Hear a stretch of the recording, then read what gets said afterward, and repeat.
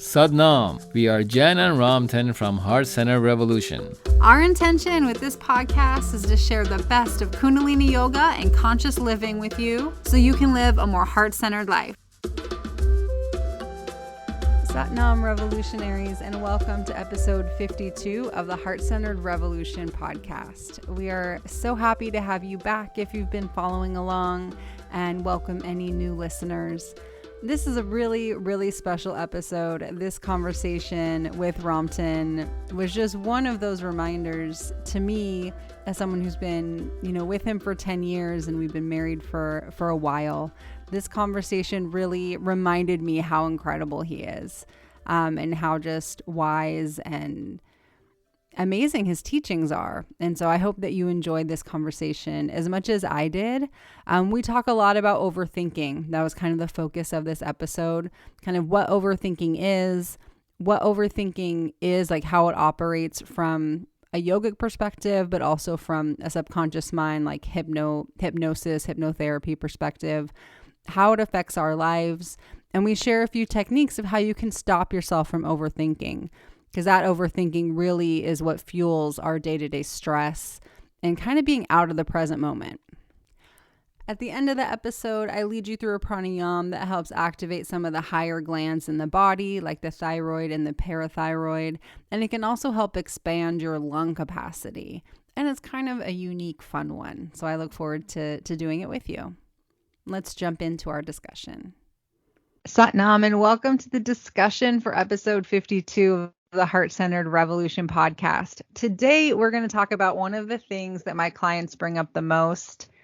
I don't think I've mentioned in a while, but I'm a therapist, and so I see a lot of clients with anxiety. And one of the things that my clients comment on or kind of want help with the most is overthinking. Like this experience where your mind can get a hold of a fear or a worry and kind of just start spinning. So one fearful or worrisome thought attaches itself to another, and you can kind of spiral and stay stuck. Like it can feel like you're stuck in these thoughts, and these thoughts bring up like anxiety in the body, tension in the body, and they're distracting from like what you want to be doing with yourself, and they distract you from enjoying your life. And so I think overthinking is such a universal experience. We all experience it from time to time. It's part of how our mind just functions. And so we wanted to talk about overthinking, and then I'll share one of the mindfulness practices that my clients report really helps and works for them. And it works for me too. And our pranayama today will help with overthinking as well. Yeah, let's just talk about what overthinking is, I guess, in more detail. Like from a yogic perspective, what we would think of this as is that we have three minds. We have a positive mind, a negative mind, and a neutral or meditative mind. And so the positive mind identifies like the potential for success and growth and alignment in a situation. And our negative or protective mind assesses the situation and identifies the threats, the things that could hurt us physically or emotionally. And then the meditative or neutral mind is kind of that wise mind that oversees both the protective and the positive mind. And it also connects in with our soul and with divine guidance and with all these other things that come with being aligned. So we have these three minds, or these three ways of kind of processing our current situation. But when our protective mind is in charge, then we can really fall at risk to this overthinking, which means we're not just identifying the risks of a potential situation that we're in, we are kind of ruminating on them and kind of going from risks that might be likely or you might worry about because you've experienced them before. And they can make you think of other things that you risk, or like, how can things get worse? And like I said, this tends to spiral. These thoughts bring on feelings of stress and anxiety and tightness. And those feelings actually cultivate more of these thoughts. And so if we perpetuate and dwell in this protective mind, which I promise you, it is trying to protect you, it just can go a little far. And if we stay stuck in just this mind and we don't find a way to stop the momentum of overthinking, it really can have a way of just ciphering your attention throughout the day from what you want to be doing or what you should be doing, or just being able to enjoy the present moment. So I'm wondering, Ramtin, what comes to your mind when you think about overthinking? So what I'm going to say is that our consciousness has two modes. Being heart-centered, the consciousness that is driven from a place of heart-centeredness, being in the present moment is being heart-centered, being in love, being compassionate and kind. That's that level of consciousness that's from the heart-centered. The consciousness is the basis of your consciousness is driven from that place of heart-centered consciousness, a direct access to source, or from your imagination. And there are different subcategories and divisions of imagination. So within the imagination, you could be creative. Everything that we create in our life, everything we connect beyond this earthly consciousness is through our imagination. So imagination could be creative or could be from a place of lack and fear. When we are in the survival mode, when we are in a place of fear, and again, that consciousness of fear has its own subcategories as well. When we are in a place of fear, we are continuously creating, imagining, and creating from that place of fear, from that level of frequency and energy, and creating stories. And we are only in our head, because if you're in our heart center, there is no fear there. It's a very unconditional level of consciousness. When you're overthinking, I mean, the term implies you are in your head. You're always in your head. You are continuously analyzing, trying to make a decision. You're continuously looking forward or backward, using your memories for the future or the past. You're continuously trying to calculate things and figure things out from one aspect of who you are, the mental aspect, and not being holistic. So when we overthink things, we are most likely uncertain. Again, these categories are under the category of fear, these subdivisions of fear. We have low self-esteem, lack of self-confidence, lack of trust within ourselves. So therefore, we're trying to figure things out by thinking it through. And that could compound within that fear consciousness. Our reaction, our bodily reaction, the chemical, electrical, all the frequencies and the energy in our body takes us to overreacting or depressing, anxiety or depression. So we pretty much in that condition of overthinking, we are identifying with our conditions. When we identify with the conditions of life, we continue to overthink. We limit who we are. We limit our own holiness. And instead of connecting to our higher consciousness through the heart center, through the neutral mind, we tend to limit ourselves as we identify with the conditions of our surrounding. And as we do that, we continue to program our subconscious mind as such.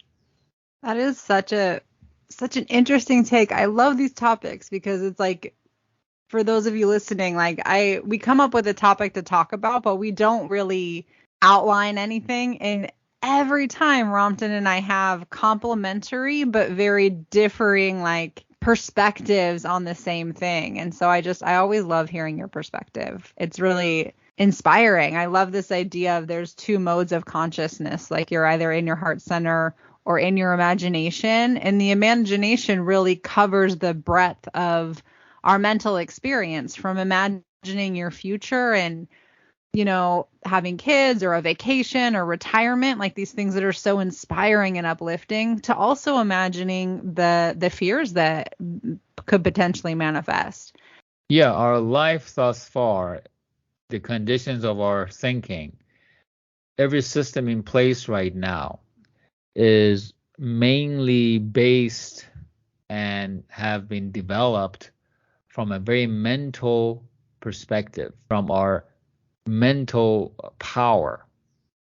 And that mental power is what we refer to and value as creativity. And that creativity is very, one-sided. So as we continue to just create from that one-sided perspective and one-sided level of consciousness, we continue to have cause and effect. We continue to bring that conditional aspect of our consciousness into surface, and we continue to trying to resolve any issues that we have from that limited level of consciousness. As Einstein mentioned, you cannot solve I'm paraphrasing here, you cannot solve a problem from the same level of consciousness that was created. We have to tap into that deeper level of consciousness within us, which is within our heart center. And that's where we talk about starting for us personally, individually, to create that heart center revolution within us and continue to expand that consciousness. You have to define that heart centeredness, what it means to you, and how you're going to start creating that transformation within yourself by continuously valuing that level of consciousness for yourself, and then allow that to expand. And it's like a moment to moment practice of, can you recognize when you're out of your heart center and just very gently bring yourself back in? Like if you're scolding yourself or frustrated with yourself, when you get into that overthinking space and that mental space, that's also not cultivating your heart center. Like to just gently notice, oh, I'm out of my heart center. I'm out of my body. I'm in my head a lot right now. I'm going to find a way to bring myself back in. And what works for each of us will be so different. But I had a couple thoughts as Ramtin was talking that I wanted to share. And before you continue, I want to say that practice of moment to moment, tapping into the heart center, is what, to me, the practice of mindfulness is. As you become aware that you are overthinking things, you are stressing yourself, and you're worrying, then you just tap into that level of consciousness within. That's where, they say that the answers are within. Where are the answers? And when we talk about the subconscious, that's, it could be a different discussion. What are we talking about when we talk about the subconscious mind? That it's pretty much within is the body. We'll talk more about that. Yeah, that's what, as we have been talking about getting in the head too, the counterintuitive part or the ironic part is we overthink because we're trying to solve a problem, or we're trying to figure out or control a situation or figure out how to avoid a feared outcome. But the truth is, when you're in that state of the protective mind and you're in your mind, you are not accessing like the full range of solutions available to you. If you really want to come up with creative, divine, inspired solutions, or ways to take care of a situation that you're worrying about, then that protective mind is very good at identifying like these are the problems we need to solve. But a protective mind actually is not good at solving problems, because all it does is identify risk. And so being able to stop your overthinking, drop into your heart, let go of the worry a little bit, and even rest, connect with yourself, do a meditation, go for a walk, do your sadhana, whatever works for you. The solutions will appear to you without you having to kind of force them out of your mind. Correct. The protective mind wants you to be comfortable, wants you to put you back in that comfort zone. Now, we call it a comfort zone, but that comfort zone is a known zone that we have developed within our consciousness, right? It's a known. And therefore, that known may not always be, what's beneficial to us. So in order to get out of that transition, out of that protective zone that our consciousness, our subconscious mind tries to hold on to, we have to become mindful as we do the self-evaluations, as we do the work through self-discipline to notice where am I not comfortable as I push the threshold towards the transition that I want to make. It's so beautifully said. This is such an interesting topic. And like I said, we all have moments of overthinking, and some of us more habitually than others. But Ramton, I wanted to ask you, as I work with my clients and notice myself, this overthinking pattern, they can often take on patterns. Like my overthinking can kind of sound the same, like it's almost like it's programmed in there. And it's like a program that'll just run. If I don't interrupt it, it'll just keep running until I am in so much discomfort that I have to interrupt it. So I'll take a nap or go for a walk or whatever. And so from a like hypnotherapy point of view, how do these programs get put in there? Like, how do I have this program that my own individual personal like flavor of overthinking, for lack of a better way to explain it? Like, how would hypnotherapy explain how that happens? Well, simply said, you get in that hypnotic state. So when we continue to focus on a certain thought, when we think a certain thought, and through the mechanism of repetition and identification, we program our subconscious mind, and it becomes a habit. That way of thinking, the way our whole system works, the protective system works, becomes habitual. And we program it through our conscious awareness, through our conscious mind. So when we consciously thinking, allow our energy to move towards a certain level of consciousness as we think it, we draw our attention to a certain lack or fear of something, of condition, then that thought creates a certain frequency and energy within our body. So our brain is part of our body. So as we continue to think the thoughts that came to us could be various ways, as we continue to pay attention to it, we draw energy from ourselves and give that issue, whatever it is, an attention. And that process of thinking puts us in that hypnotic state. We become overwhelmed by whatever it is we're thinking about, the fear that's there. And we get into our fight-flight mode, and that fight-flight mode puts us in escape as we get stimulated by the energy of the thought.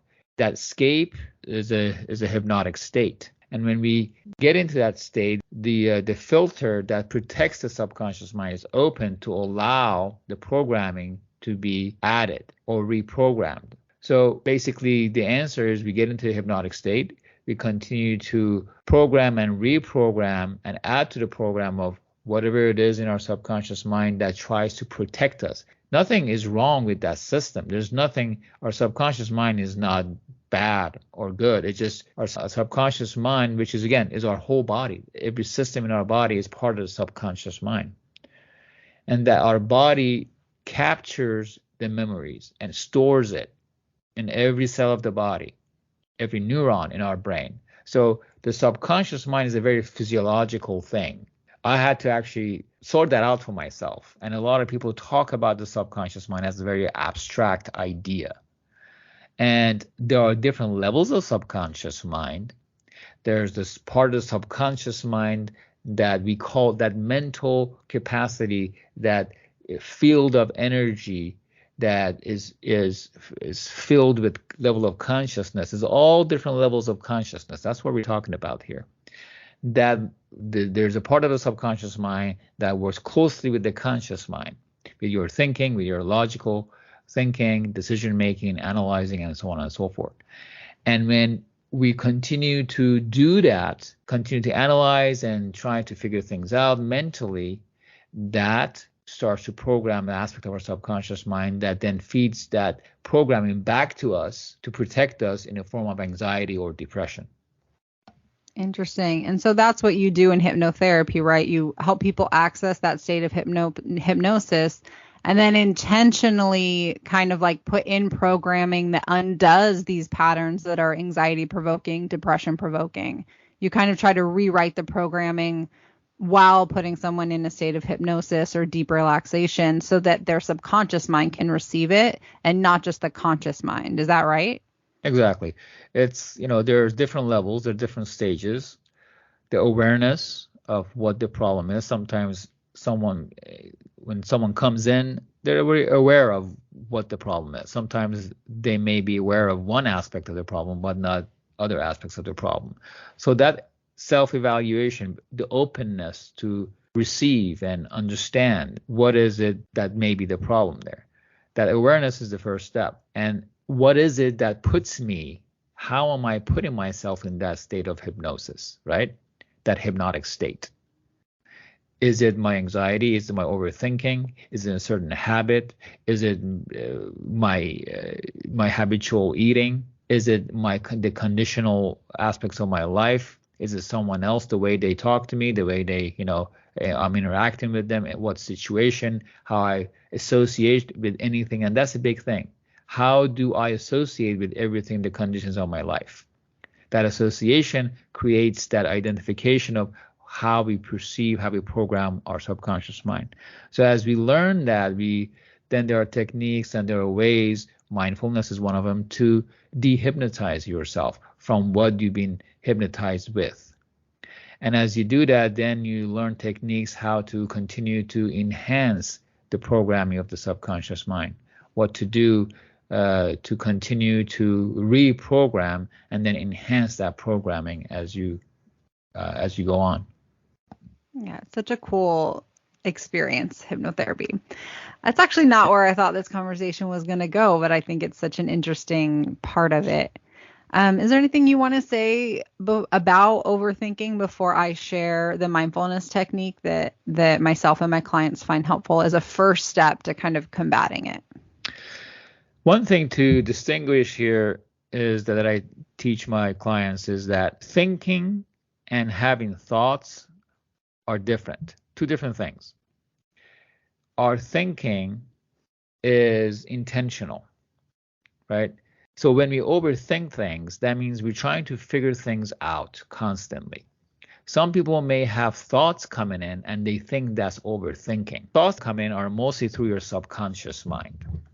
And that's the different level of subconscious mind that connects you, not a different level, but a level of subconscious mind that connects you to ethers, if you will, to the cloud of information and to all the energy that surrounds you. So many say that your thoughts are not yours. You receive thoughts from different places, right?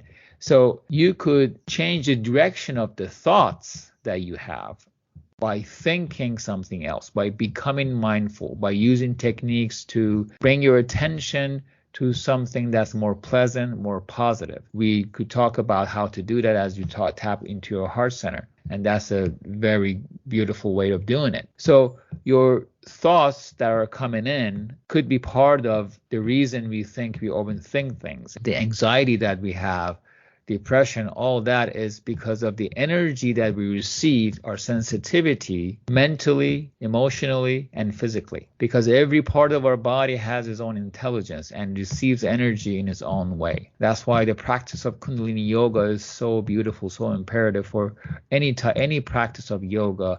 But we know Kundalini yoga and is very complete and very comprehensive. So that practice addresses all different frequencies that our body produces and receives. And that's why we like to address Kundalini yoga as such.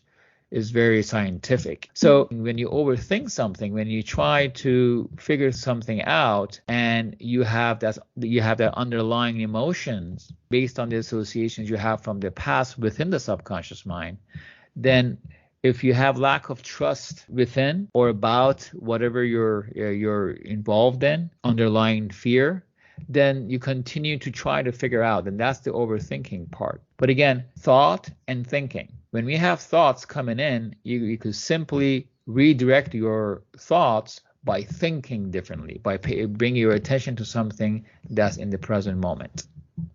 Yeah, it's kind of like the difference between like your mind talking to you and you talking to your mind, like which voice is speaking. Correct. Well, I've really enjoyed this conversation about overthinking. It's like I said, it's something that comes up a lot for my clients, and we kind of go through individual plans for it. But for most of us, if we're overthinking about something that isn't high stakes for us, so like what you're going to order for lunch or what time you need to leave to get to the airport, if you are conscious of it, you can redirect your attention pretty easily back into your body or kind of stop that pattern of overthinking. But when you find yourself overthinking and you're noticing like I'm dwelling on this and really worrying about something in a way that's unproductive, and you're having a hard time shifting your focus, even if you engage in another activity, maybe the overthinking just comes with you, then I want you to try this technique. It's a mindfulness practice called rainbow grounding. And what we're going to do in rainbow grounding is we're going to be mindful of what our eyes, what sensory information is coming in through our eyes, because our eyes take up a big part of our brain power. And so if you're overthinking and you close your eyes and you try to focus on your breath, you might not be giving your mind enough to do. And so there might be too much momentum behind your overthinking, and you're kind of not giving yourself a hard enough task to pull your attention away from it. And so what rainbow grounding is, it's very simple.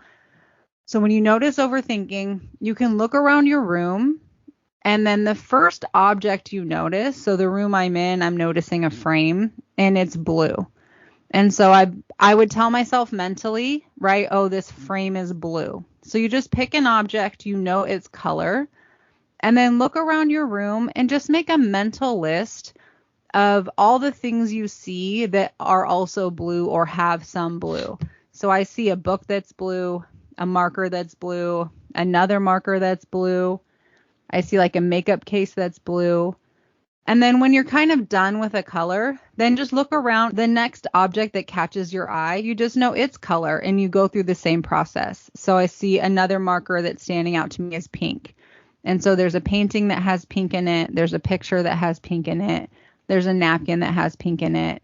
And then there's no more pink in my room. So then I'll go on to the next object.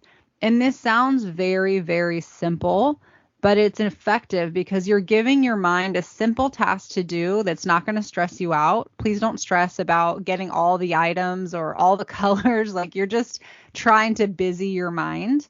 This isn't a test or anything like that. But you're giving your mind a simple task to do that involves your eyes, and it also involves the present moment. Like, in order to do this task, you have to focus your attention on the environment that you're in the present moment, outside of your own mind. And so most of my clients find this to be a really effective first step in kind of stopping that momentum of overthinking. And then you can either redirect the mind or refocus your energy into a different activity, like going for a walk or calling a friend or doing the dishes, kind of doing something that will take you to that next step of being mindful and away from the overthinking, but without this step of stopping the momentum of the programming that's running in your mind. It would just trail with you in those activities. And so I call this rainbow grounding. And I'll put the instructions, or just basic instructions, in the episode notes in case you want to copy and paste them and remind yourself of how to do it later.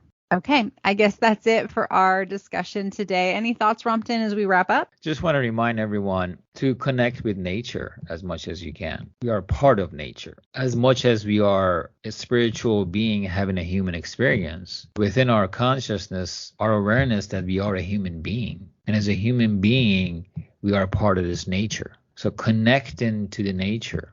Beautifully said. All right. Well, we'll wrap up this conversation for today, and we will talk to you next week. What a great discussion that was. Now we're going to transition into our pranayama for today. We're going to do a whistle breath. This is one that we've done before a while ago, so we're going to revisit it. And so as we get started, as I explain what we're going to do, why don't you get into your meditative posture? So sit up nice and tall, roll your shoulders up, back, and down. Feel the crown of your head lift tall. Tuck your chin very gently down and back so you feel the opening in the back of your neck. And just drop your shoulders, drop any tension in your face or your abdomen. You can relax your hands in your lap. You can keep your eyes closed. if that's comfortable for you. And just begin with long, deep breathing. Inhaling deeply through the nose, filling up the abdomen. Once the breath reaches the top of your shoulders, just exhaling through the nose. As you exhale, bring your navel back to your spine, pushing all the air out. Continue with this long, deep breathing as I explain the pranayama for today. So during this pranayama, we're going to pucker our mouth and whistle on the inhale. So keep with your long, deep breathing, but I'm going to demonstrate. So on the inhale, it'll sound like a high-pitched whistle.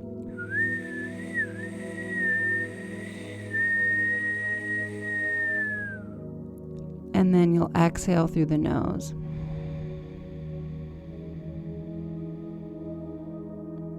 So you want to keep with the long, deep breathing, but just manipulate it in this way. And as you do the breath, you'll focus your eyes at the third eye. So let's start with that. Focus your eyes at the third eye. Complete your next exhale, exhaling completely. And as you inhale, inhale through puckered mouth and whistle.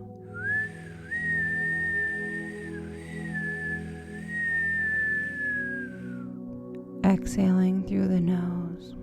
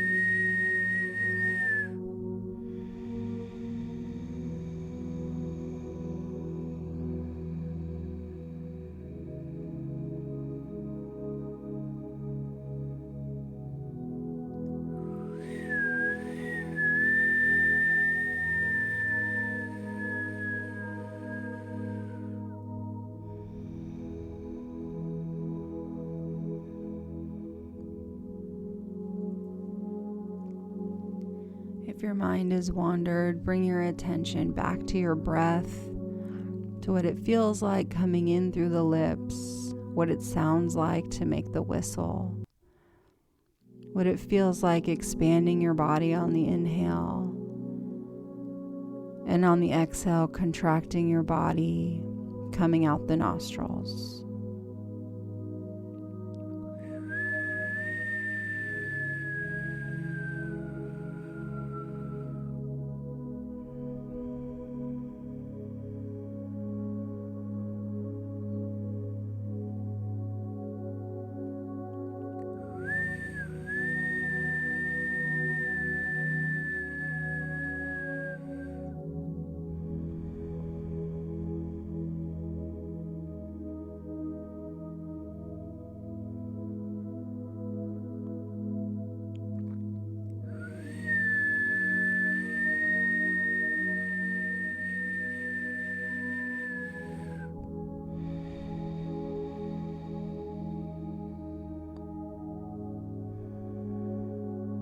Breathing at your own pace.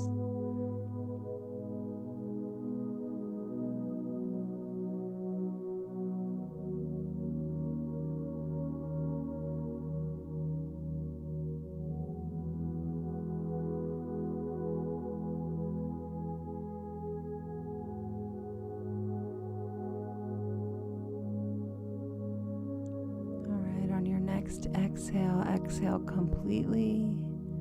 And relax the face, inhaling through the nose.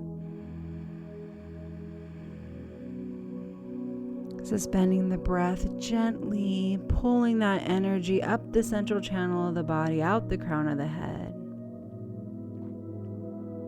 Exhale completely. Relax your breath, relax your body.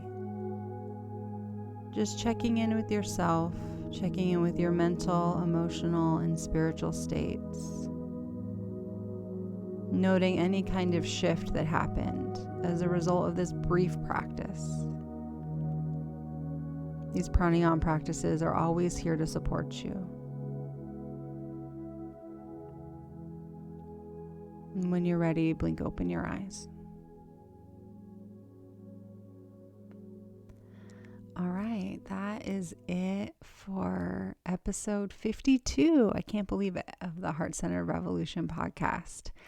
If this topic of overthinking and kind of being stressed and always in your mind resonated with you, then Rampton is starting to offer it's like a mini program called a stress busting session.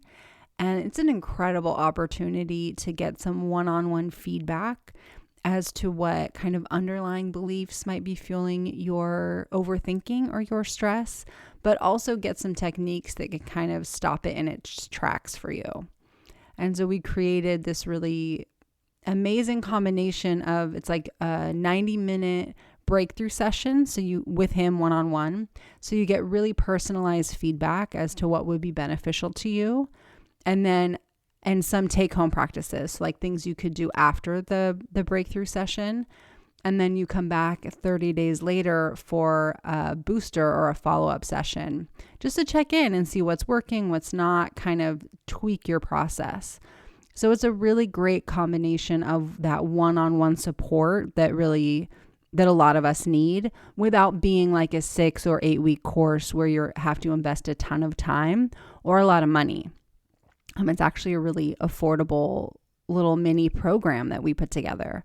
And so it's new. We'd love for you to check it out if you're wanting some support in shifting your overthinking or the level of stress that you're feeling in your life. So you can learn more about that at heartcenteredrevolution.com/stress busting. And I'll put a link to it in the episode notes. Yeah, the episode notes. All right. We love you so, so much. Thank you for being here. We're so honored that you all take the time to listen to our episodes and to just listen to our teachings and what comes through us to share. We're very honored to do what we do here on the podcast. All right. We love you so much, and be revolutionary. Satnam.